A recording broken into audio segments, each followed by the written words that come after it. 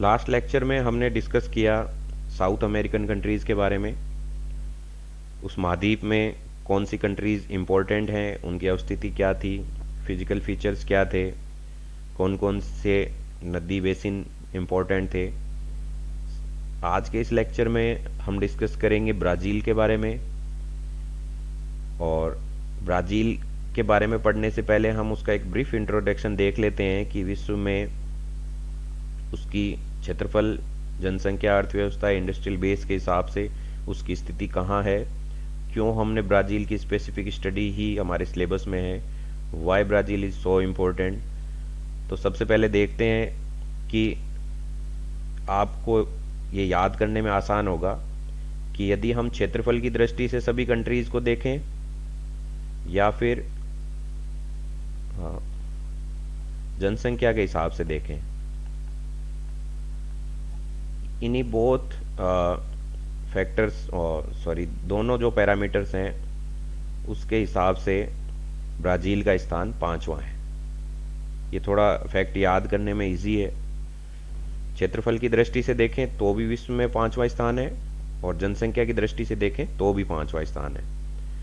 अर्थव्यवस्था की दृष्टि से विश्व में 8वां स्थान है, ये थोड़ा चेंज होता रहता है। और इंडस्ट्रियल बेस जो उद्योग के नज़रिए से भी 8वां स्थान है। ब्रिक्स के बारे में आपने सुना होगा। ब्रिक्स में भी ब्राज़ील शामिल है। ब्रिक्स में बी का अभिप्राय ब्राज़ील ही है, R for Russia, I stand for India और C stand for China and S stand for South Africa. ये सभी विकासशील देश हैं, इसीलिए ग्रुप बनाया गया था। और ब्राज़ील भी एक विकासशील देश है। हम इसमें आगे ये पढ़ेंगे कि ब्राज़ील में क्यों इनकम गैप है, कुछ लोगों के पास में देश का 2/3 से भी ज़्यादा पैसा है, क्यों ये विषमता है, ये भी डिस्कस करेंगे। ब्राज़ील जो है वो पूरे दक्षिण अमेरिका महाद्वीप के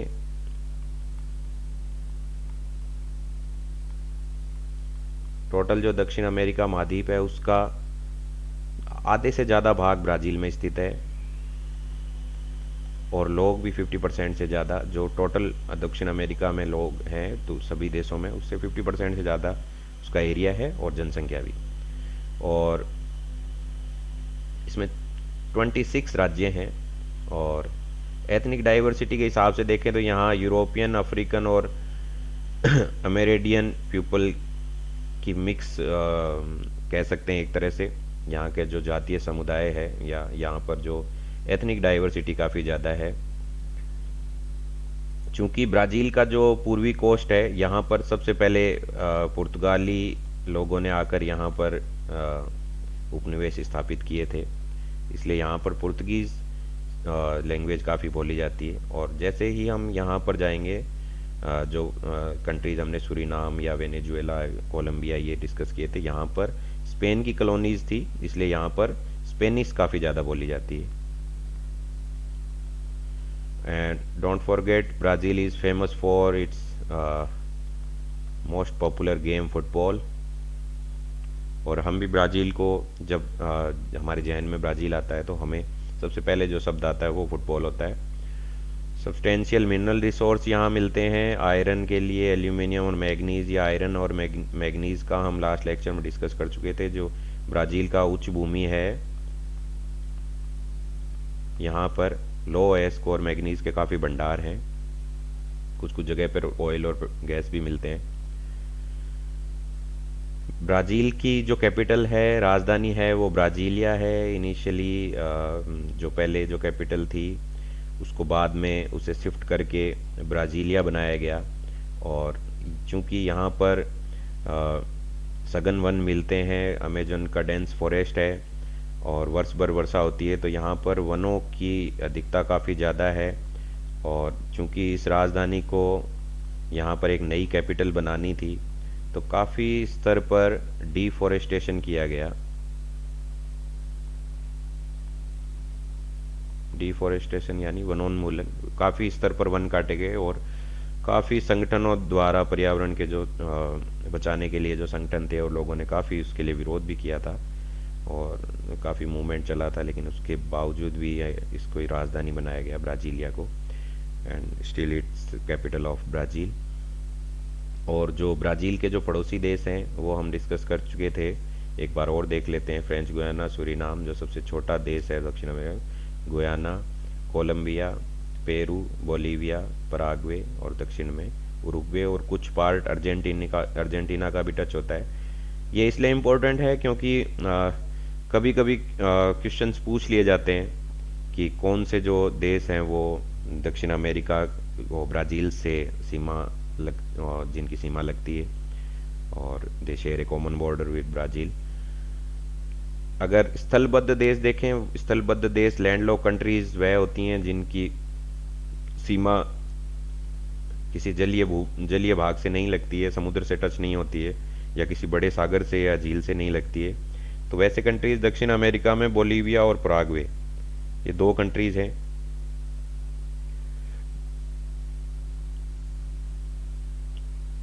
और हम पहले डिस्कस कर रहे थे कि यहाँ पर जो why there is two class system, यहाँ टू क्लास सिस्टम क्यों है। लार्जेस्ट इनकम गैप है यहाँ के लोगों में, जो अमीर हैं वो बहुत ज़्यादा अमीर हैं, जो गरीब हैं वो बहुत ज़्यादा गरीब हैं। और वेल्दीएस्ट 10% जो लोग हैं वो 2/3 जो ब्राज़ील की भूमि है उसका 66% से ज़्यादा 2/3 जो भूमि है वो ब्राज़ील के सिर्फ 10% लोगों के पास में। तो लार्जेस्ट इनकम गैप है। और जो 10% लोग हैं उनके पास में पूरी कंट्री का 50% से ज़्यादा पैसा है। So you can see that these two pictures, and उसमें आप एनालाइज कर सकते हैं कि किस तरह से जो समृद्ध लोग हैं उनके पास में बहुत ज़्यादा पैसा है, दे आर वेरी रिच और in comparison to the people who are living in slums.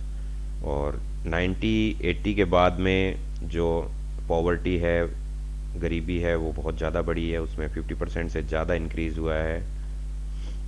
It's very serious issue. जो ग्रेट सिटीज़ हैं उनमें रियो डी जेनेरियो, इसमें ये कल्चरली कह सकते हो आप इसकी कैपिटल है। और साओ पोलो जो है वो आगे हम डिस्कस करेंगे कि ये यहाँ का इंडस्ट्रियल हब है, यहाँ प्रमुख उद्योग हैं।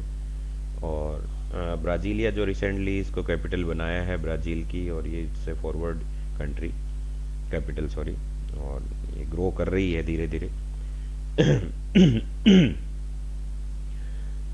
अब अमेजोन का जो क्षेत्र है नदी का, उसे डेवलप करने के लिए प्रयास चल रहे हैं, उसे एज ए ग्रोथ पोल, अब हम थियरी पढ़ते हैं ग्रोथ पोल की कि किस तरह एक सेंटर को इतना समृद्ध किया जाए कि उसके जो ट्रिकल डाउन इफेक्ट हैं इससे जो आसपास के क्षेत्र लाभान्वित हों। ऐसे प्रयास किए जा रहे हैं कि उसे ग्रोथ पोल बनाया जाए और उसके आसपास के क्षेत्र उससे लाभान्वित हों, क्योंकि अमेजोन का क्षेत्र थोड़ा मध्य में स्थित है। तो ऐसे प्रयास हैं कि ये यहाँ से डेवलप होकर जो उसके जो विकास के जो लाभ हैं वो अन्य शहरों को भी मिले।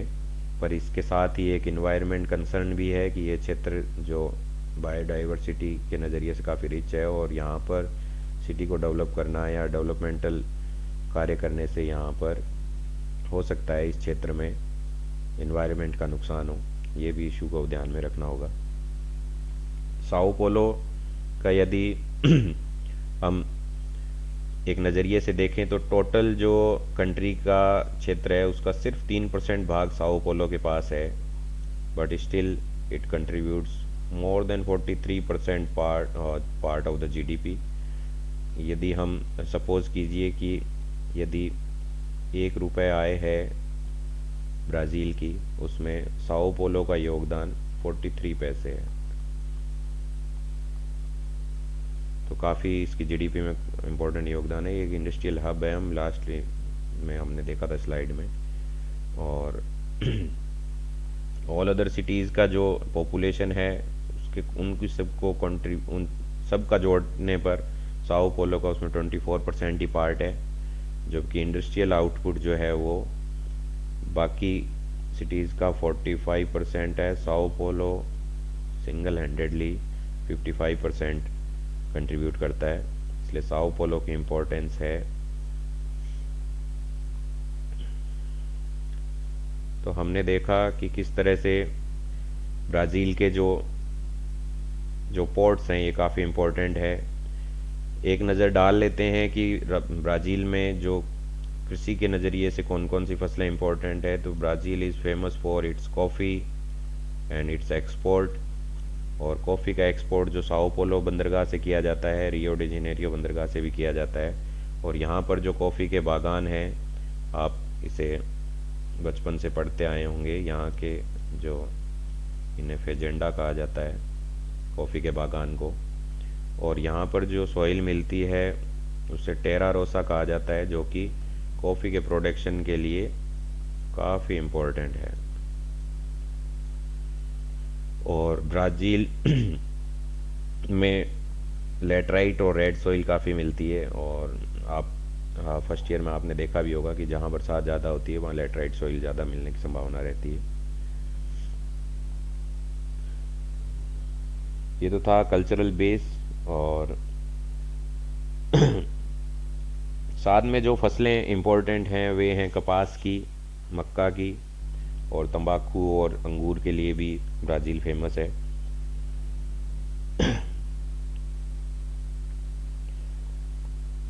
तो ये तो था brief introduction about Brazil. Thank you.